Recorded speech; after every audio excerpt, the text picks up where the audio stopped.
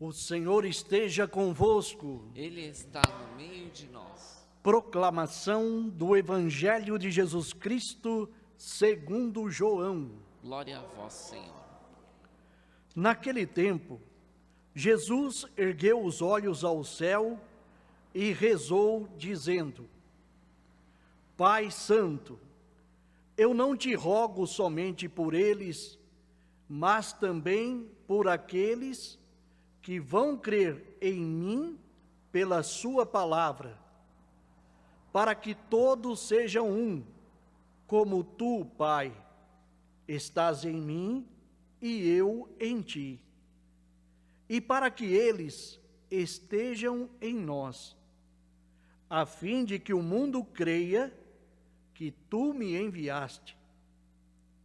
Eu dei-lhes a glória que tu me deste, para que eles sejam um, como nós somos um, eu neles e tu em mim, para que assim eles cheguem à unidade perfeita, e o mundo reconheça que tu me enviaste e os amaste como me amaste a mim. Pai, aqueles que me deste, quero que estejam comigo onde eu estiver, para que eles contemplem a minha glória, glória que tu me deste, porque me amaste antes da fundação do universo. Pai justo, o mundo não te conheceu, mas eu te conheci.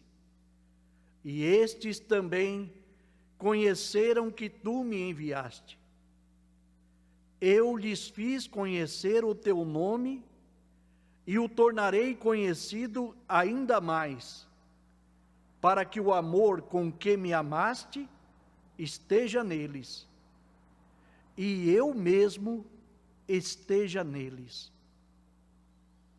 Palavra da salvação. Glória a vós, Senhor.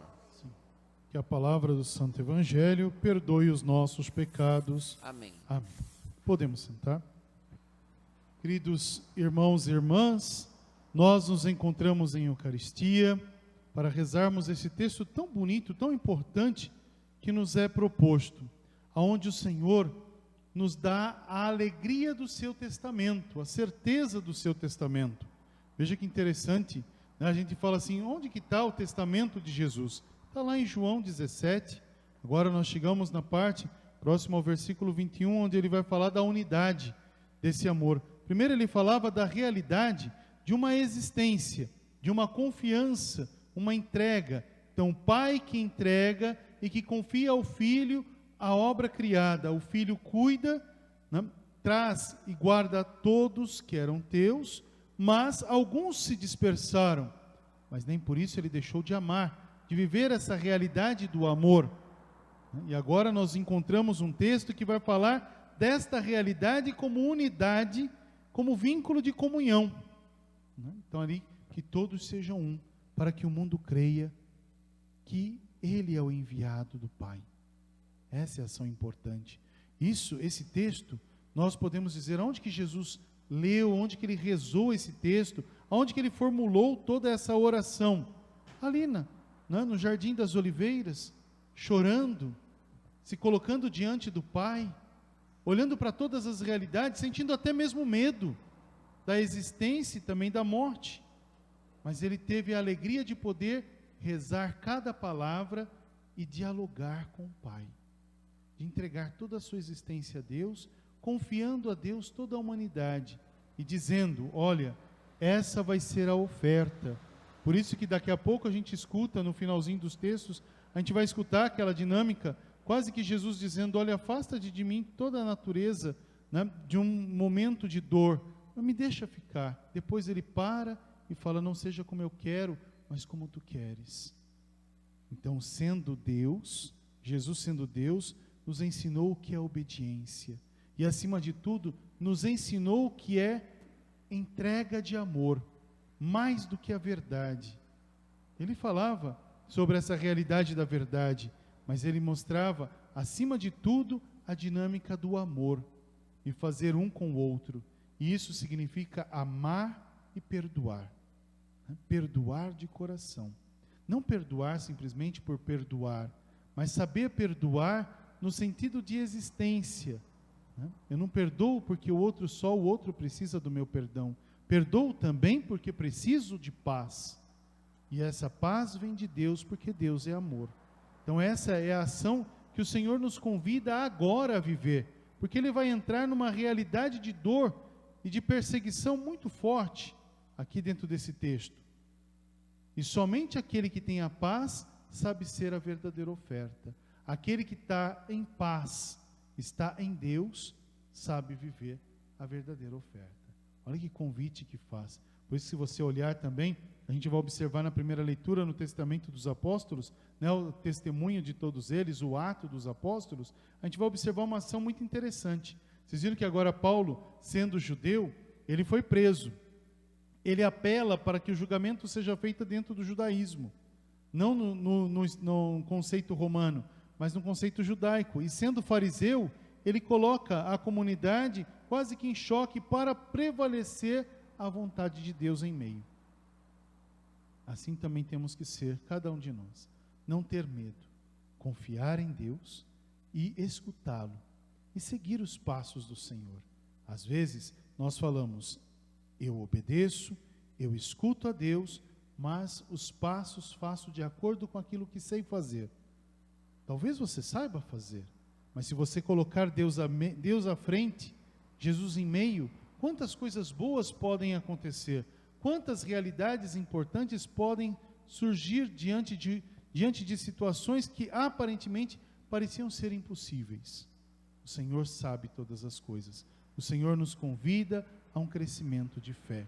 Por isso que Ele vai falar desse testamento, voltando ao Evangelho, o testamento do amor. Amai, porque o amor vem de Deus, o amor é Deus, para que todos sejam um. Se a gente viver verdadeiramente esta unidade, a gente não vai tomar conta da vida do outro, mas a gente vai se preocupar com o outro da mesma maneira como a gente se preocupa com a nossa existência. E se eu quero a salvação, eu vou promover, eu vou propor também, vou dar a salvação ao meu irmão, à minha irmã. Esta é a ação que Jesus nos ensina, vivendo esse texto do Evangelho. Essa parte a gente chama de testamento de Jesus. Pai, que todos sejam um, para que o mundo creia que Tu me enviaste. Que a gente possa viver esse amor em meio, essa certeza de um Deus que não abandona, de um Deus que ama, de um Deus que caminha conosco, de um Deus que nos dá a certeza de toda a vida. Falando dessa realidade de vida, nós rezamos nossas irmãs o 7º dia. Rezar o 7º dia é também se colocar nessa dinâmica de unidade com o Senhor, com o nosso Deus. É a dinâmica pelo qual o Senhor nos chama a rezar não a morte, porque a morte foi vencida, né? E essa é a parte importante. A morte foi vencida e nos foi dada a certeza da glória, né? A certeza da glória.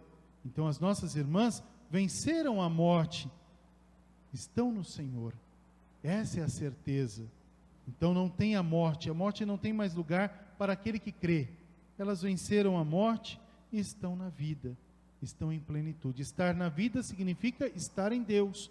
Por isso que nós falamos que quando morremos, vamos para o céu.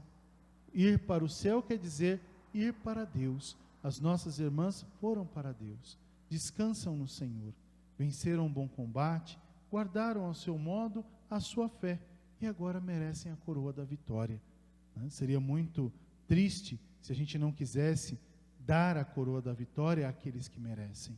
Elas são merecedoras dessa graça, por isso que descansam em Deus. E nós que aqui ficamos? Nós ficamos porque ainda temos muito que aprender. Um dia será a nossa vez, um dia será o nosso momento, a nossa Páscoa, e nós também vamos estar preparados no Senhor, se cada um viver de coração o Evangelho, se cada um se colocar de verdade neste caminho de conversão e de vida. Que o Senhor nos conceda essa graça que concedeu às nossas irmãs, de um dia também chegar aos céus, mas agora que o Senhor nos conceda a graça de rezá-las, não rezar as mortes, né, a morte de nossas irmãs, mas rezá-las porque estão vivas na eternidade. E nos unimos a este mistério. Para nós é necessário esta realidade de fé. Para elas, não precisa mais essa realidade de fé, porque contemplam face a face a imagem de nosso Deus. Que elas descansem em paz e que nós possamos nos fortalecer com a palavra da verdade. Louvado seja o nosso Senhor Jesus Cristo. Para sempre Sempre seja